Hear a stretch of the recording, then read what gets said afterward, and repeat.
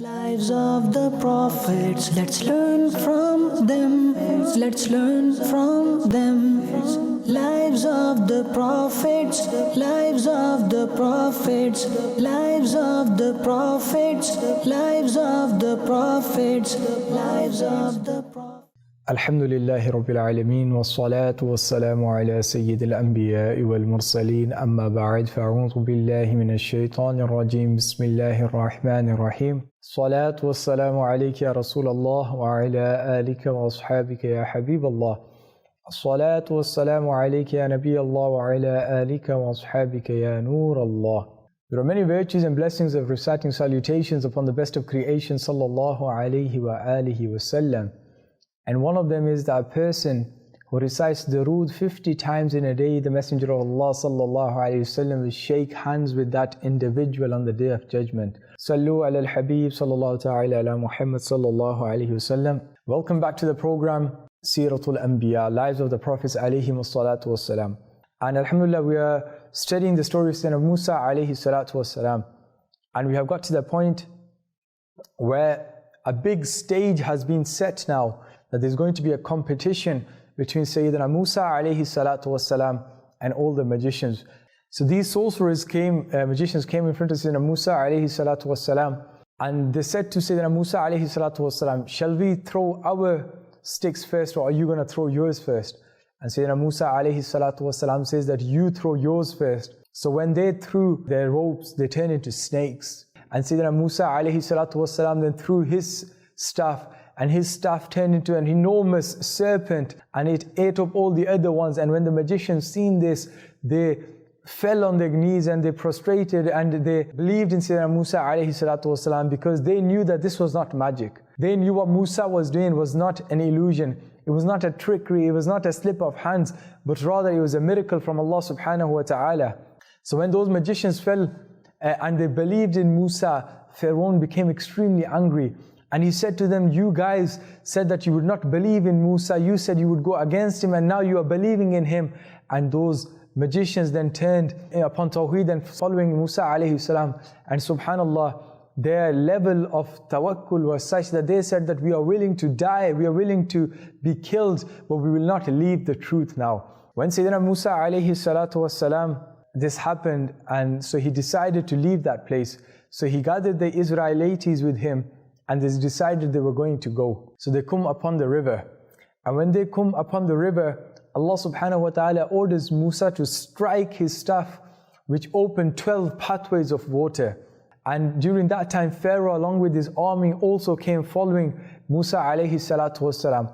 So Sayyidina Musa alayhi salatu wasalam along with his people, he entered into the river, and the people of Pharaoh and his followers also came behind him.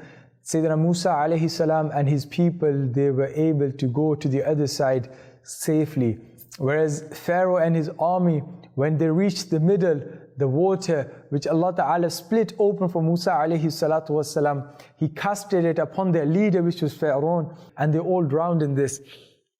And the scholars have written a very beautiful thing, that when Pharaoh claimed to be the king, when he was up on his peak of arrogance, Jibreel said to him that, O king, imagine there is somebody there. You feed him, you clothe him, you give him everything, and then one day he turns around and he claims to be better than you, he claims to be bigger than you, he claims to be worshipped. What should his punishment be? Pharaoh at that moment in time said that that person should be drowned to death. And Allahu Akbar, the same way which he predicted that if someone disrespects and dishonors a king should die, Allah subhanahu wa ta'ala caused him to die in the same way. It is said that when he was in that river and the water was falling upon him, Sayyidina Jibreel alayhi salatu wasalam broke that letter in front of him and told him that this is what you would have done with the king of this world.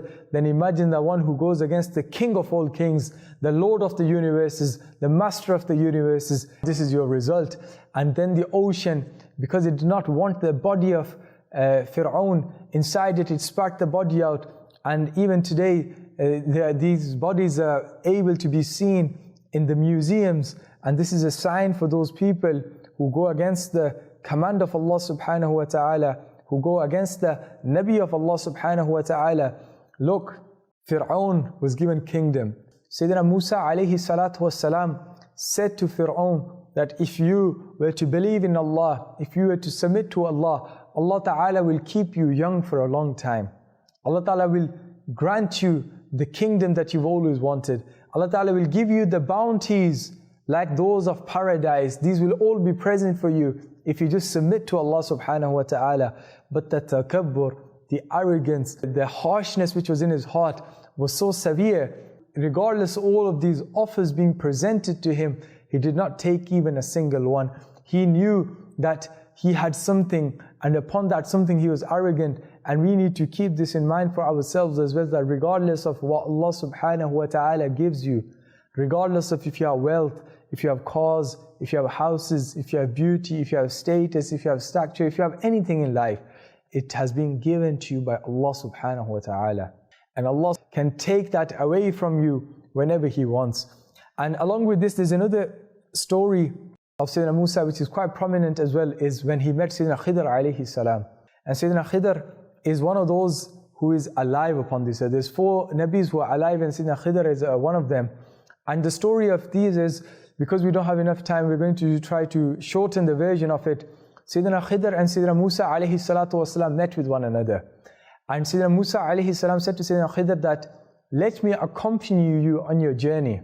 And Sayyidina Khidr said that you will not be able to accompany me on my journey. You will see me do such things that you will not be able to stop yourself from asking me about these.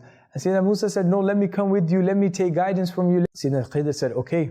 So they set out on a journey. Prophet Musa and Khidr alayhi salam began to walk along the coast in search of a ship. A ship passed by in which there was a crew who recognized Sayyidina Khidr alayhi salam. So they allowed them to embark without charge. When the ship reached the middle of the sea, Khidr alayhi salatu wasalam took an axe and removed a few planks from the ship. Sayyidina Musa alayhi salatu wasalam could not remain silent and said, did you slice it in order to drown its passengers? You have indeed done wrong. Sayyidina Khidr reported by saying, did I not say that you will not be able to remain with me? Sayyidina Musa said, do not apprehend me for my forgetting, and do not impose difficulty upon me in my task. After disembarking from the ship, they passed by an area where boys were playing. They met a young boy who was handsome. He had not yet reached adulthood. He was a disbeliever, as mentioned in Al-Bukhari. Sayyidina Khidr alayhi salam killed that individual. Again, Musa alayhi salam said, did you kill a pure soul without any retribution for another soul? You have indeed done something extremely wrong. Sayyidina Khidr replied again, did I not say that you will never be able to remain with me? On this occasion, Sayyidina Khidr added the expressions laka to his statement to create more emphasis in his warning to Sayyidina Musa alayhi salatu wassalam. After this conversation, Sayyidina Khidr alayhi salatu wassalam and Sayyidina Musa alayhi salatu wassalam proceeded along until they reached a village. They requested some food from the villagers, but they refused any hospitality whatsoever. Then they saw a wall in the village which was on the verge of collapsing. So Sayyidina Khidr alayhi salatu wassalam repaired it. On seeing this, Prophet Musa alayhi salam said, if you had wished, you could have taken compensation for it, meaning that you could have been paid for that. When all of these happened and Sayyidina Musa alayhi salatu wasalam kept asking questions, Sayyidina Khidr alayhi salam revealed the reality of his actions. He said, as for the boat, it belonged to some poor people who were working at the river. So I wished to make it defective, and behind them was a king who would capture every fault-free boat for force. Meaning the reason Sayyidina Khidr alayhi salatu wasalam damaged that boat was because he knew that there was a king waiting for them, that anybody who would come with the perfect ship, the king would take it away from them. So the reason Sayyidina Khidr defected that ship was that the king was not able to take this ship away from these people. So these people were able to earn their livelihood and live. Then explaining the killing of the boy, and he says, as for the boy, his parents were Muslim, and we fear that he may influence them towards rebellion and disbelief. So we wish that their Lord may grant them a child better, purer, more affectionate than him. Meaning the parents of this child were believers, and he feared that the child would lead them to transgression and disbelief in the near future. So Sayyidina Khidr alayhi salatu wasalam, he protected the child's parents from that boy, and he did that action. And in relation to the collapsing of the wall, and he says, as for that wall, it belonged to 2 orphan boys of that city, and beneath it was buried their treasure, and their father was a virtuous man. Your Lord henceforth will that they should reach the age of maturity and extract that treasure by the mercy of your Lord. And I have not done this with my own authority. This is the interpretation of those matters on which you could not exercise patience. Allahu Akbar. So the reason Sayyidina Khidr alayhi salam repaired the wall was because under that wall was the treasure of 2 orphan boys. And Allah Ta'ala had willed for them boys to reach the age of puberty before they take that treasure for themselves. So Sayyidina Khidr alayhi salam, whatever he did was with the permission of Allah Tabaraka wa Ta'ala, was with the will of Allah Ta'ala, was with the command of Allah. And he says to Musa, oh Musa, this is where we depart, because I said to you that you will not be able to live with me for long, and this is, you have proven this for yourself. And then Sayyidina Khidr departed from Sayyidina Musa alayhi salatu wassalam. Sayyidina Musa alayhi salatu wassalam and Sayyidina Harun both passed away in the wilderness of Tih. 40 years after the passing of Sayyidina Musa, Sayyidina Yusha alayhi salam was granted prophethood and was commanded to fight against the Jabbareen.